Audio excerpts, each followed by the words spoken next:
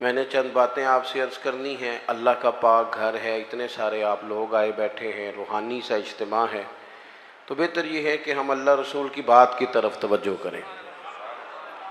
इंसान अपनी ज़िंदगी में अमल करने के लिए हमेशा किसी न किसी की पैरवी करता है। बहुत सारे लोग हमारे में से मानते नहीं हैं, लेकिन सारे लोग ही कानों के कच्चे होते हैं। भाई इतना फ़र्क होता है, कुछ थोड़े ज़्यादा कच्चे होते हैं और कुछ थोड़े कम कच्चे होते हैं, लेकिन सारे ही असर कबूल करते हैं। ज़माने में, सोसाइटी में जितनी चीज़ें पाई जाती हैं वो इंसान पर असर अंदाज होती हैं। इंसान बहरहाल किसी को देखता है, बहरहाल किसी के पीछे चलता है, बहरहाल वो किसी को फॉलो कर रहा होता है।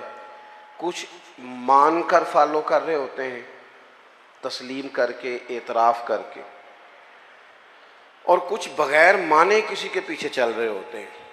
लेकिन हम किसी न किसी को बहरहाल फॉलो करते हैं। दुनिया में जो कुछ भी आया ना, ये भी थोड़े साल हुए हैं मैरिज हाल को आम हुए, ज़्यादा नहीं। मैंने ख़ुद देखा, हम छोटे थे तो ख़ानदान में एक शादी थी,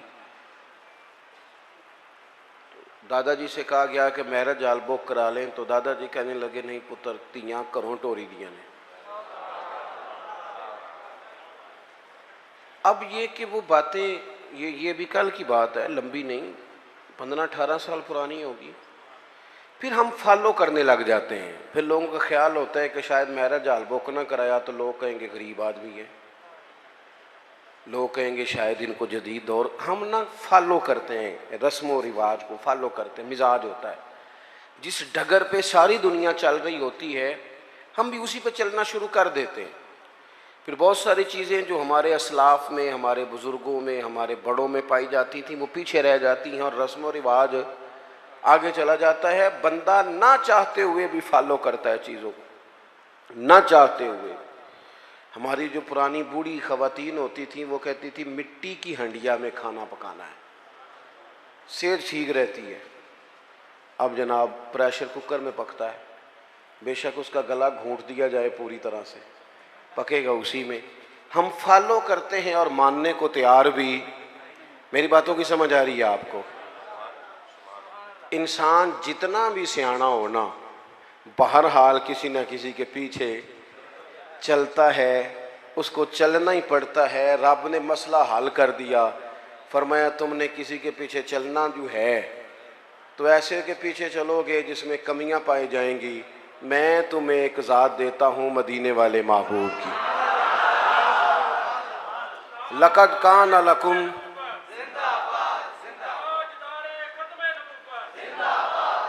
लक़द कान लकुम फ़ी रसूलिल्लाहि उस्वतुन हसना।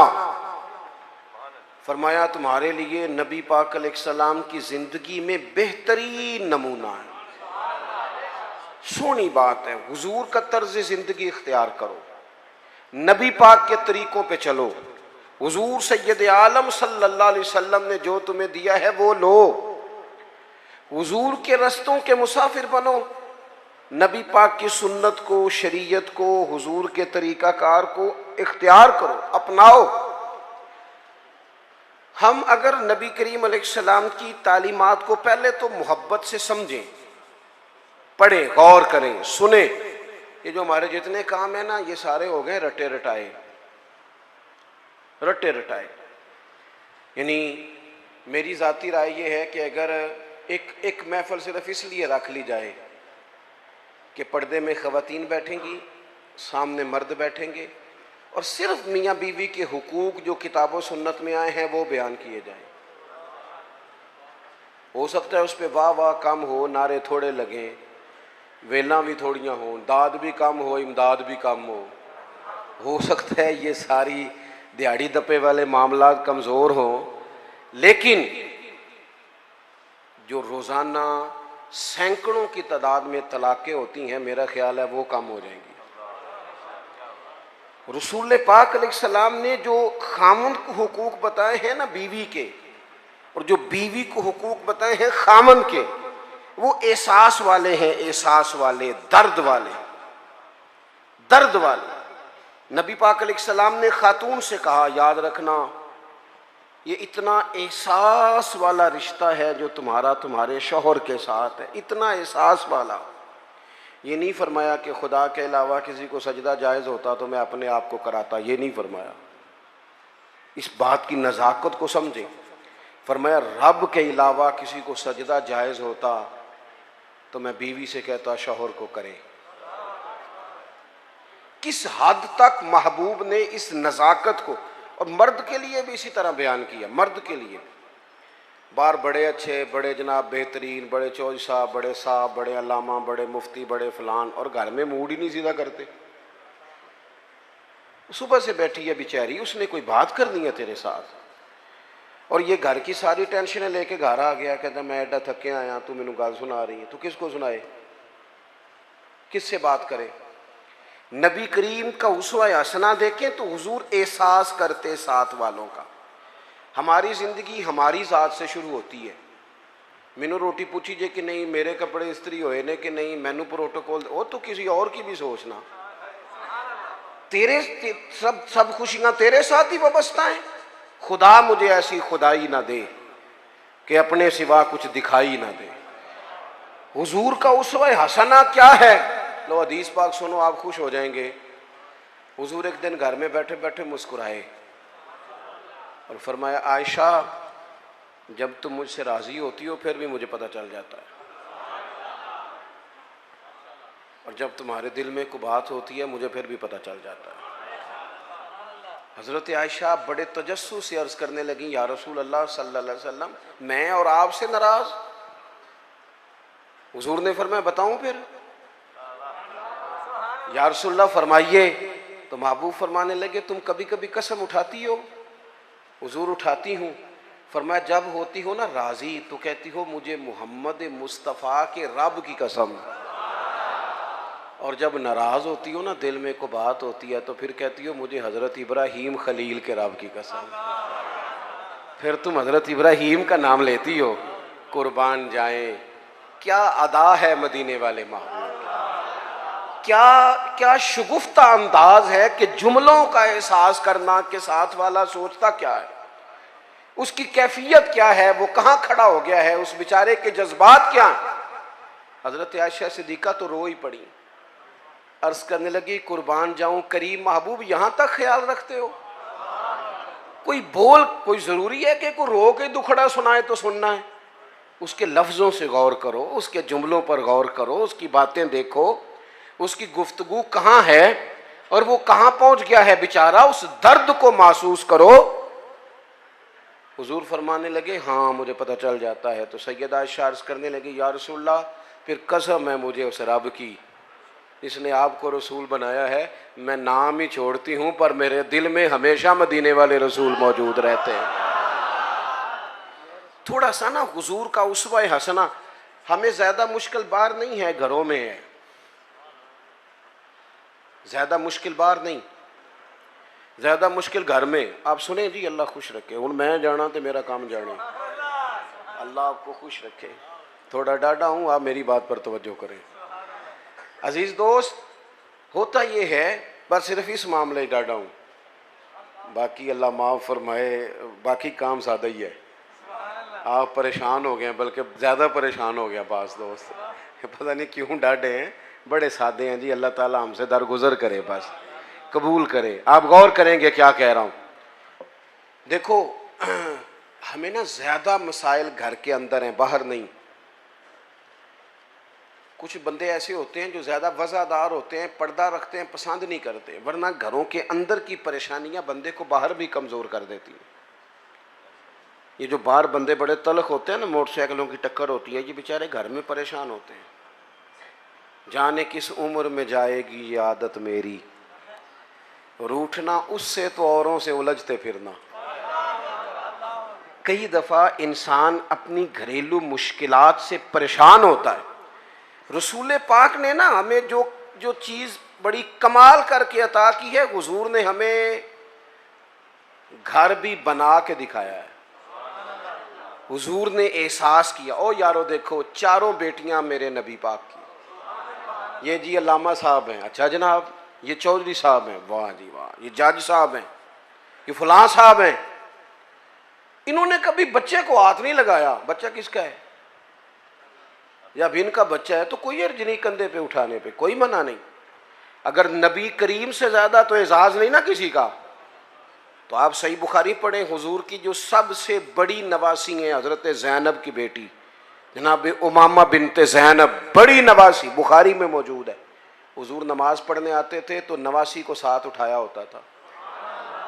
अच्छा ये भी कभी सीखा करो, मेरे रसूल की 4 बेटियां हैं और ये नबी पाक की नवासी हैं सबसे बड़ी हजरत उमामा बिनते ज़ैनब।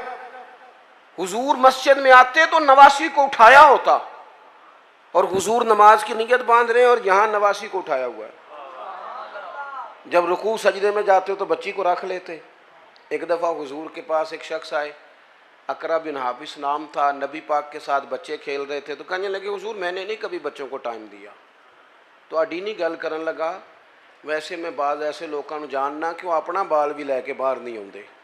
कहने लोगों कहना सुनिया तेन रोटी तां मिलती जे तू बच्चे खिडाए थे नहीं ले। ये कोई शर्म वाली बात है?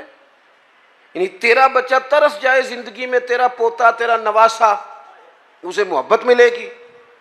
नबी पाक से ज्यादा मसरूफ आदमी कोई नहीं।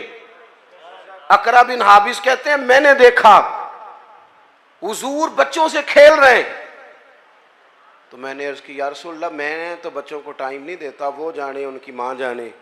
तो हुजूर ने पता जवाब क्या दिया था? ये लिख लेना कहीं दिल की तख्ती पे। हुजूर फरमाने लगे तो अपने बच्चों को भी वक्त नहीं देता? हुजूर नहीं। महबूब फरमाने लगे अगर अल्लाह ने तेरे दिल से, उस शख्स से हुजूर ने कहा, अकरा बिन हाबिस रवायत करते हैं, महबूब उस शख्स से कहने लगे अगर तेरे दिल से रब ने रहमत निकाल ली है तो मैं क्या करूं, मुझे तो रहमत लिल आलमीन बनाया। थोड़े से लहजे पर गौर हो, थोड़ा अंदाज प्यार वाला हो, थोड़ा सा एहसास हो। अच्छा जो कभी कभी मिले उससे अंदाज मीठा, उसका क्या फायदा? जो हर वक्त साथ है उनसे तो प्यार करना, पहले उनका तो एहसास पैदा करना जिनकी वजह से तुझे छांव मिलनी। तो नबी पाक का जो उस्वा हसना है, हुजूर ने जो हमें जो तरीके दिए वो बिल्कुल आम फहम है, रूटीन के हैं। हमारे यहाँ ना आजकल पीराने उजाम पाए जाते हैं, अल्लाह माशाल्लाह पीर साहब हैं जी। और मुझे एक साहब रोज़ अपने पीर साहब की करामत सुनाते थे, चुप करके सुन लेते थे। मुसीबत ये है कि इनकार करें तो बड़ा मसला बन जाता है। और पीरों की करामत भी हर 1.5 मिनट के बाद ज़ाहिर होती है। वो एक दिन उसके भाई ने को तलाक शलाक दे ली तो मुझे कहने लगे जी तलाक का मसला बताएं। मैं क्या पीरां नूं पूछ, कहता वो कहते ने किसी आलिम ने पूछते पे। मैं क्या पीरां नूं मदरसे दाखिल कराओ, पीरां नूं मदरसे दाखिल कराओ जिन्होंने आंदा जाता कुछ नहीं थे। क्यों कि हज़रत सुल्तान बाबू का फतवा है, बां जिल्मो जो करे फकीरी यो काफर मरे दीवाना हूँ। ये कैसे हो गया? बगैर तालीम के एक आदमी रहनुमा बन के बैठ जाए, मुक्तदा बन, ये कैसे हो गया? अपनी जिंदगी में उसूलों की बुनियाद पर मामला चलते। रसूल पाक ने तालीम दी है, हुजूर का उस्वा हसना है। रसूल करीम अलैहिस्सलाम ने अपनी उम्मत को सिखाया है जीना कैसे है। अगर मैं खुल के बात करूं तो हुजूर ने सिखाया है मरने में मज़ा कैसे है। नबी करीम से दीन सीखो, हुजूर से उस्वा हसना सीखो और सादा तकल्लुफात से मुबर्रा ज़िंदगी, रूटीन में ज़िंदगी। आप यकीन करें इस दौर का सबसे बड़ा मसला प्रोटोकॉल है, सबसे बड़ा मसला। मैं जाता हूँ मुल्क में सफ़र करता हूँ, दोस्तों से कह देता हूँ कि आप घर रहना, हमें एड्रेस दे दो, हमें पहुँचना आता है। 15 मोटरसाइकिल आगे हैं, 20 उसके आगे हैं, 10 उसके आगे। ये क्या हो रहा है? ये वज़ीर रोड पे चढ़ जाए ता भी नहीं था मिलती, तो ये पीर चढ़ जाए ता भी नहीं था मिलती। भाई फ़कीरों का इन चीज़ों से क्या ताल्लुक? दरवेशी का कोई ताल्लुक है इस आने जाने से, इस प्रोटोकॉल से, इन चक्करों से? असी किसी दे कुछ भी ना लगते, ना कोई साडा दर्दी। और दरवेश जो होते हैं ना, दरवेश रब के, हज़रत बाबा बुल्ले शाह साहब कसूर में इतिकाफ़ नहीं करते थे। कहते थे बंदे हाथ बड़े चूमते, सबको पता है सैयद गौस पाक की औलाद हूँ। दूर निकल जाते थे जहाँ जानने वाला कोई ना हो, ताकि बंदा तसल्ली से अल्लाह अल्लाह कर ले। और कहते थे उठ बुल्ले आ, उठ बुलिया चल उथे वसीए जिथे वसदे नहीं सारे अन्ने। उठ ना बुलिया चल उथे वसीए जिथे वसदे सारे ही अन्ने। ना को तेरी जात पछाणे ना कोई तेनू मन्ने। अपनी जिंदगी हुजूर ने जो देखे ना, एक सहाबी हजरत अबू शुएब रदी अल्लाह ताला अन्हु, हुजूर का चेहरा देखा तो महसूस हुआ कि महबूब ने कई दिनों से खाना नहीं खाया। मीठा खाना भी सुन्नत है, पर फाका करना भी सुन्नत है जी, ये भी सुन्नत है हुजूर की। और नबी पाक फ़कीरी पर मजबूर नहीं, हुजूर तो कायनात के ख़जानों के मालिक हैं, लेकिन अल्लाह से मांग के लिया फ़क्र मेरे नबी पाक। कहा है अल्लाह एक वक्त रोटी दे, एक वक्त फाका दे। ये सादगी, ये आजिज़ी, ये हुजूर की पसंद है। अल्लाह करे आपको समझ आए। एक होता है फ़कीरी में फ़कीरी करना, वो आसान है।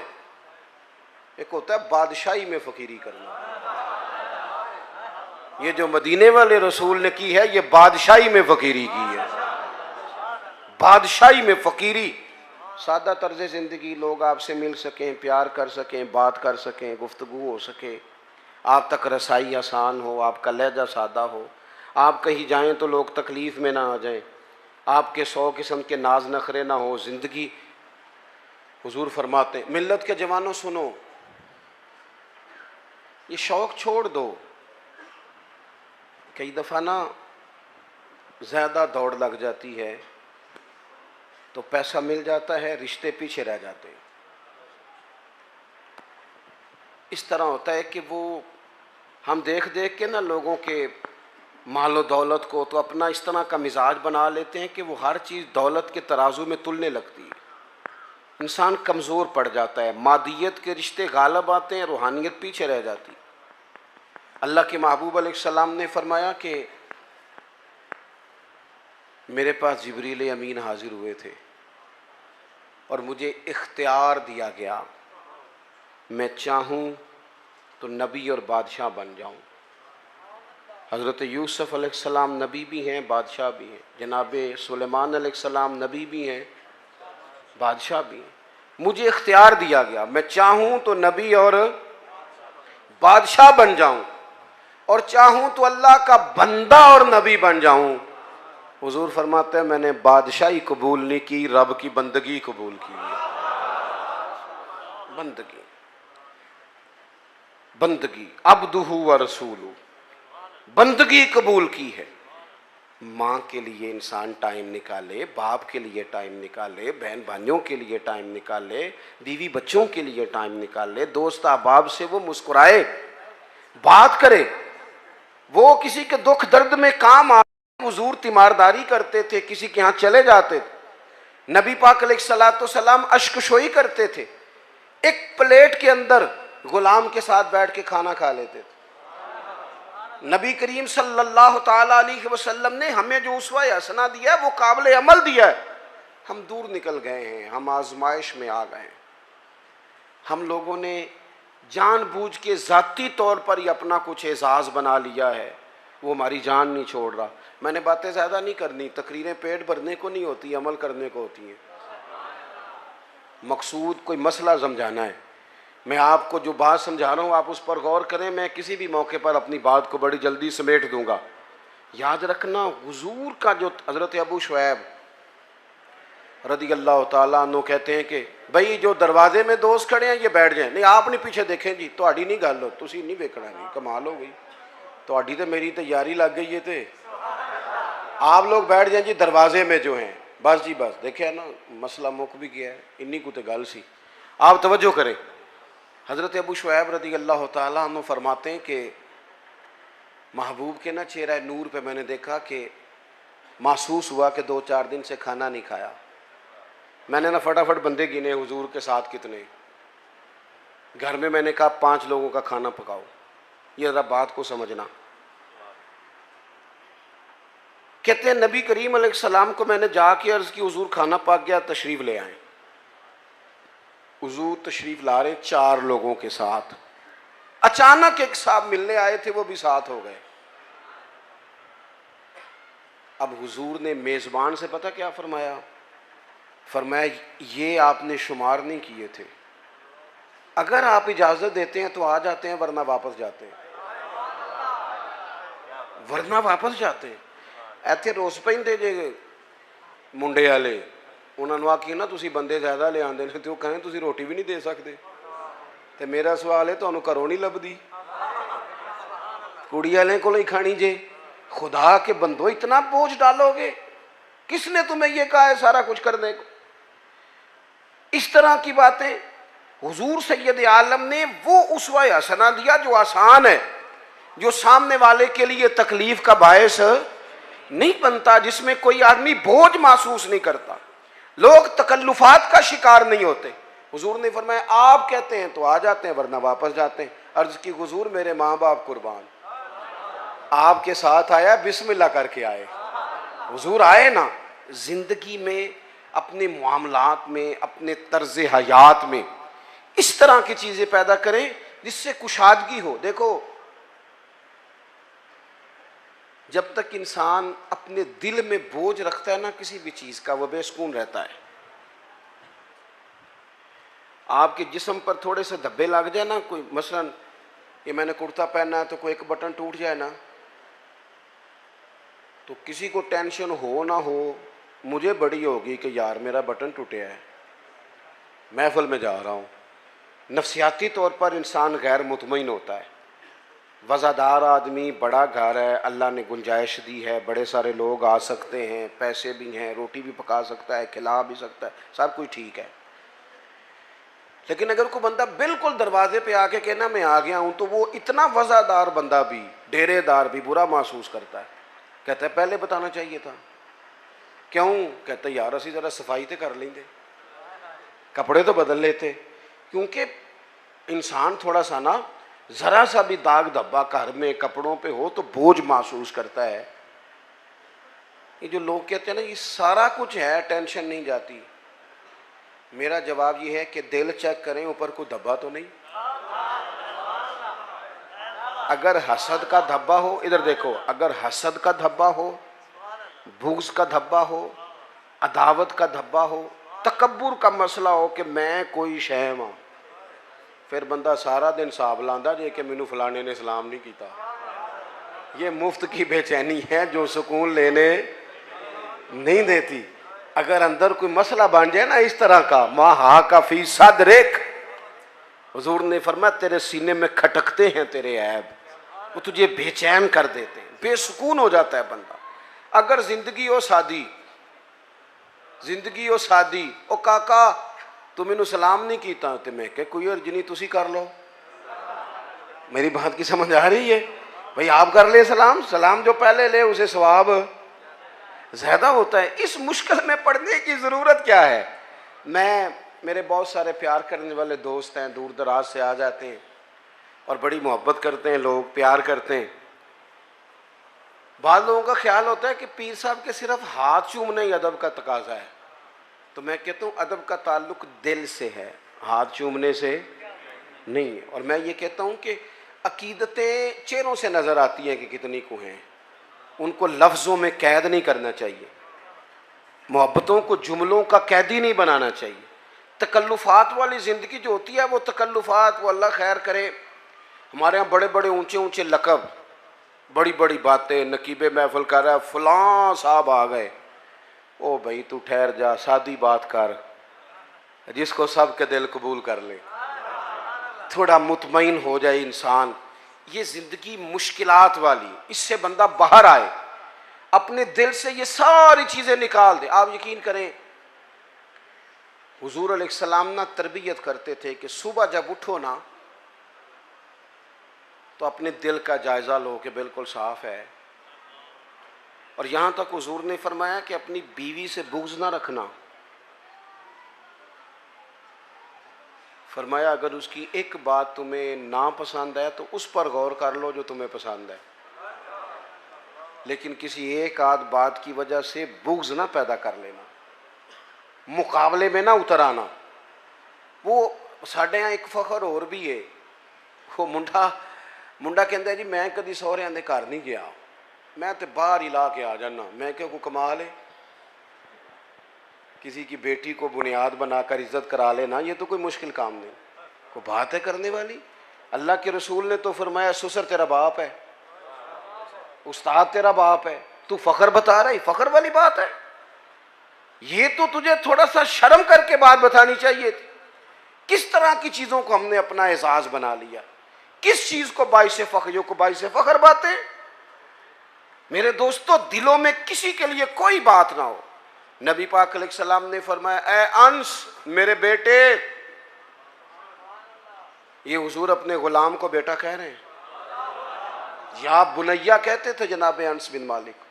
ए अंस, ए मेरे बेटे, तुमसे हो सके तो सुबह इस हाल में करना कि तुम्हारे दिल में किसी का बुग़्ज़ ना हो।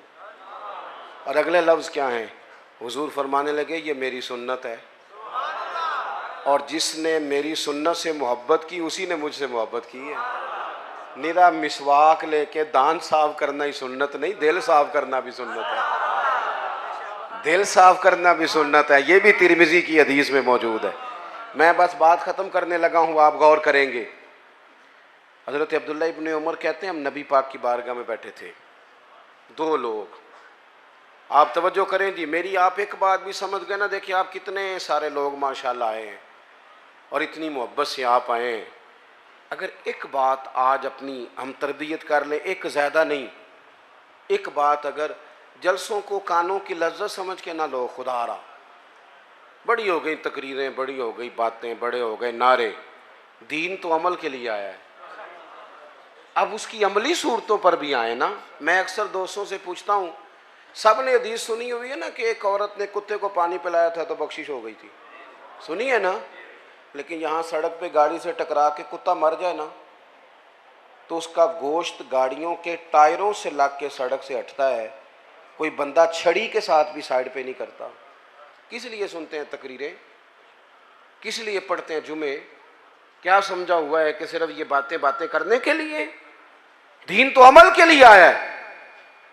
जो कौम, मुझे अल्लाह ने तौफीक दी, हमने खिदमत की वहाँ थोड़ी सी बड़ी बड़ी मुख्तसर सी, सबसे थोड़ी हमारी है। सैलाब ज़दगान के लिए हम गए, 2 दफ़ा मैं खुद भी गया और मेरे संगी तो तसलसल से वहाँ खिदमत में मसरूफ़ रहे। जितनी सियासी जमातें हैं ना आपके मुल्क में, सारी हुकूमत में हैं। किसी की पंजाब में हुकूमत है, किसी की मरकज़ में हुकूमत है, किसी की सिंध में है, किसी की खैबर। कूरन क्यों लग पे हो? मैं गलत गल की थी? बड़ी आपने गौर शुरू कर दी है। हाँ हाँ, खूब करे हमद से थोड़ा सा गिला भी सुन ले, थोड़ा सा तो सुने ना, सच्ची बात तो सुने। है ना सबकी हुकूमत, सारे हुकूमत में। क्यों नहीं गए ये सारे सैलाब? वहाँ जाके डेरा लगाते ना। मैं, और जब तक खबरें तेज़ थी ना कि सैलाब आया हुआ है, हमारे दिल भी नरम थे। जिस दिन से खबरें ठंडी हैं, सैलाब वालों के घर बन गए, सबके चले गए वो घरों में, हम तो चुप कर गए क्योंकि खबरें ठंडी हो गई। हम तो ट्रेंड पे चलते हैं, मीडिया वार पे चलते हैं। जिंदगी हकीकतों से गुजरती है, खबरों से नहीं गुजरती, हकीकतों से। किसी के घर रात रहना पड़ जाए तो किसी के कमरे में नींद नहीं आती। मुझे बताओ, जो 2 महीने से झोंपड़ियों में बैठे हैं उन्हें कैसे नींद आती है? बेटियां सांझी नहीं होती, तो जो सड़कों में बैठे हैं बच्चियों समेत, बस हम लोग, मर्जी हमारी अपनी है, मखसूस सा हमारा मिजाज है, उसके मुताबिक ज़िंदगी गुजारना चाहते हैं। असल एहसास है जो रसूल करीम ने अता फरमाया। अब तो ऐसी हवा चली है कि हर शख्स सोचता है तमाम शहर जले, बस एक मेरा घर ना जले। ये हमें बना दिया गया है, ये खुद गर्जी सिखा दी गई है, मादा परस्ती। बहरहाल बात ज़्यादा नहीं करनी। हज़रत अब्दुल्ला इब्न उमर कहते हैं, मैं और जनाब अंस बिन मालिक हुजूर की बारगाह में बैठे थे, अचानक दरवाजे पर दस्तक हुई। हुजूर ने फरमाया, दरवाज़ा खोलो, जो बंदा दरवाजे पे आया है वो जन्नती है। ये ज़रा देखो मेरे नबी पाक का इल्म गैब, ये देखो मुस्नद इमाम अहमद बिन हंबल में हदीस मौजूद। और मेरे आला हजरत ने तो बात ही ख़त्म कर दी, कहने लगे, और कोई गैब तुमसे नेहा हो भला जब खुदा ही ना छुपा रहा। तुम पर करोड़ों दुरूद। नबी करीम अलैहिस्सलाम ने फरमाया जो बंदा दरवाजे पे है जन्नती है। फरमाते हैं हमने दरवाज़ा खोला तो बंदा बड़ा सादा था, ताज़ा वज़ू किया था तो पानी के कतरे दाढ़ी से गिर रहे थे और जूते उसने लपेट के बगल में रखे हुए थे। वो आया, उसने जूते एक जगह पे रखे, सलाम ली, जो बात करनी थी की और चला गया। कहते हैं बड़ा तजस्सुस हुआ कि यार कमाल हो गई है, जैसे हुजूर जन्नती कह दे। कमाल नहीं हो गई, हुजूर तो मुस्कुरा के देख ले तो करम हो जाता है, और जिसको हुजूर जन्नती कहें। कहते हैं दूसरा दिन था, वही टाइम था, वहीं बैठे थे, फिर दरवाजे पे दस्तक हुई। हुजूर ने फरमाया खोलो दरवाज़ा, जो दरवाजे पे आया है वो जन्नती है। कहते हैं देखो करम अल्लाह का, हमने दरवाज़ा खोला तो बंदा वही था जो कल आया था। बड़े नसीब हैं भाई। कहते हैं उसी तरह आया, वुजू ताज़ा किया हुआ था, कोई बात की और चला गया।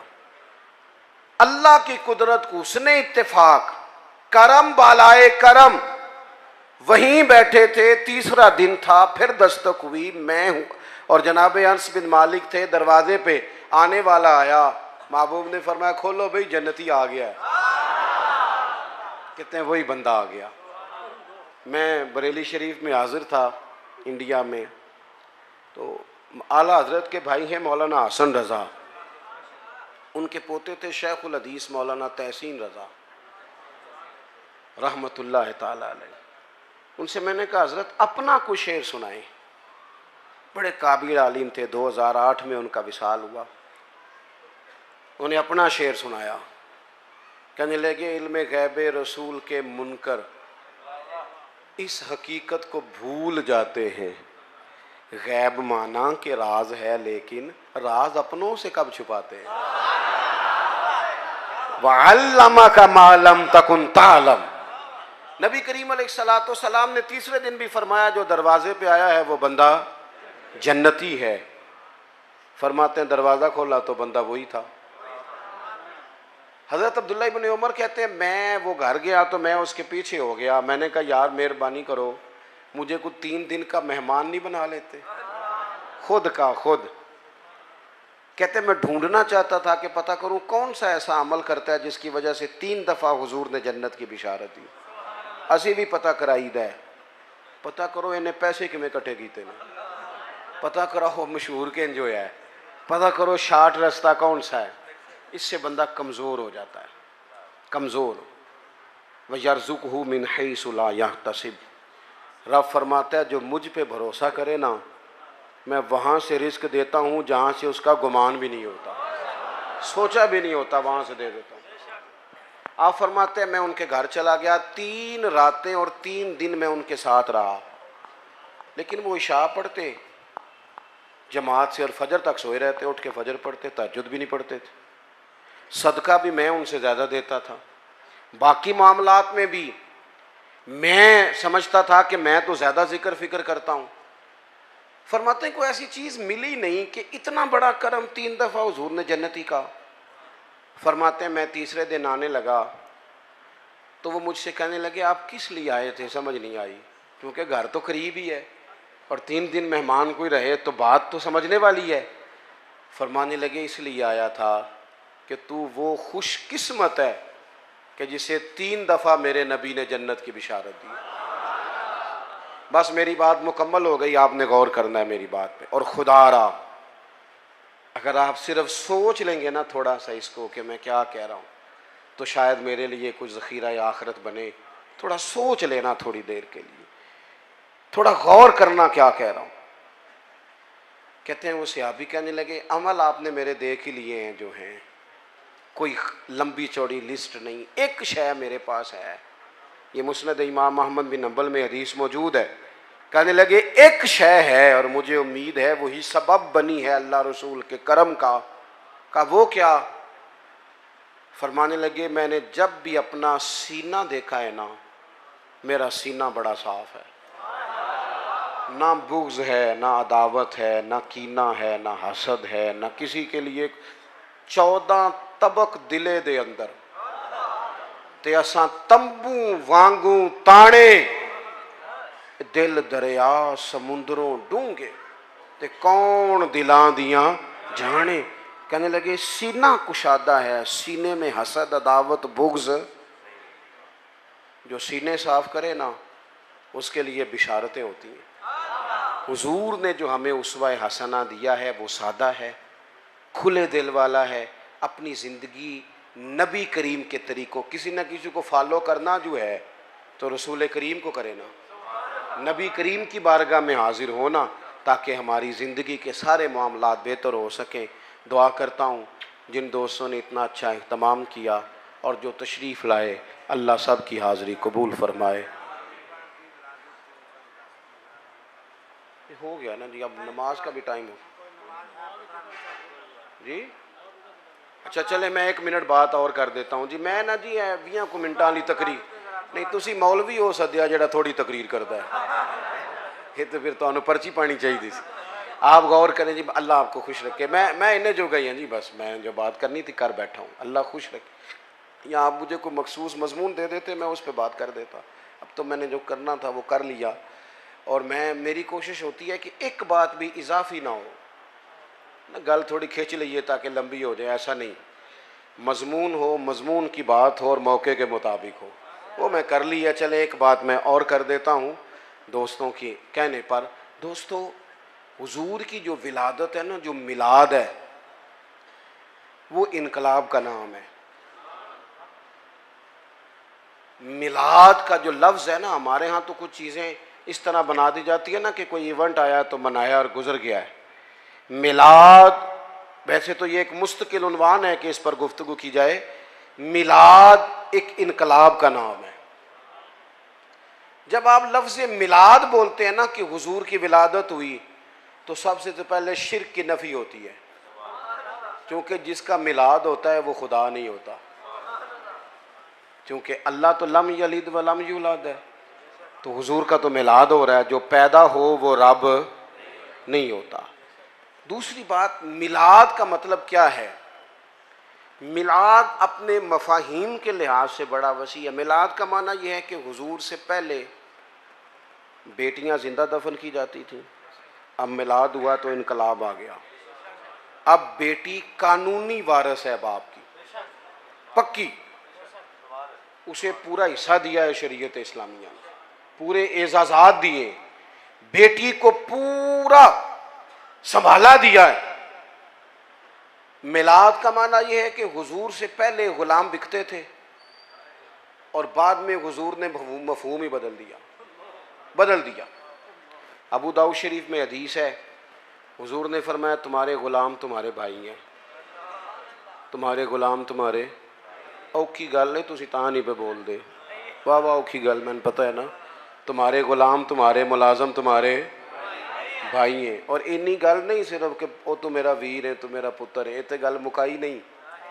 हुजूर ने फरमाया तुम्हारे गुलाम तुम्हारे, जिस तरह का खुद खाना उस तरह का उन्हें भी खिलाना, जिस तरह का खुद पहनना उस तरह का उन्हें भी पहनाना। और तीसरी बात ये इरशाद फरमाई कि उनकी ताकत से ज़्यादा उन पर बोझ नहीं डालना। और चौथी बात ये इरशाद फरमाई कि अगर बोझ डालो ताकत से ज़्यादा तो फिर काम में उनकी मदद भी करना, उनके काम में उनकी। तो मिलादुन नबी का मतलब तो इनकलाब है। मिलाद शरीफ का मतलब तो यह है कि रसूल पाक सल्लल्लाहु ताला अलैहि वसल्लम 12 रबीउल अव्वल को जब तशरीफ लाए तो कायनात के सारे उसूल बदल दिए रसूल पाक ने। इनकलाब का नाम मिलाद है, इनकलाब का।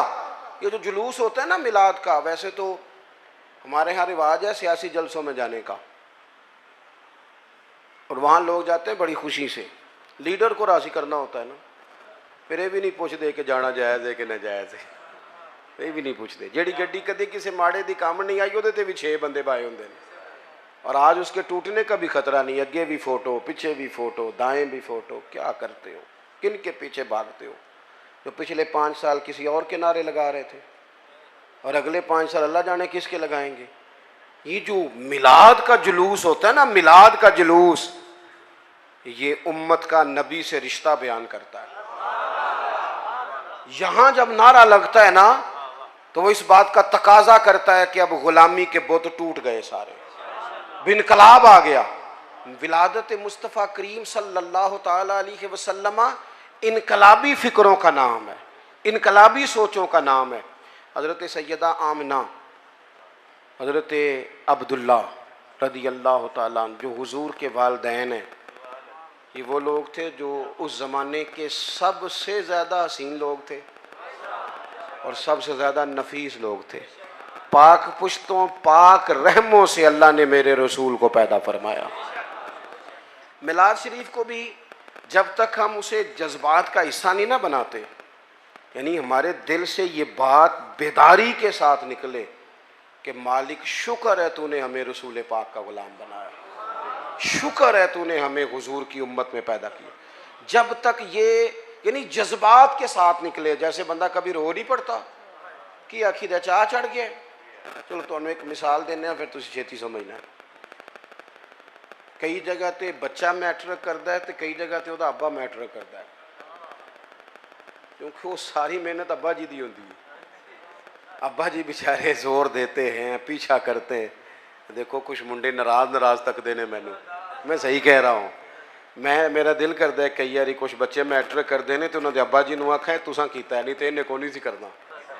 बाज़ जगह वालिद ही करता है मैट्रिक और उसे बड़ी खुशी होती है, थोड़ी सी टेंशन भी होती है।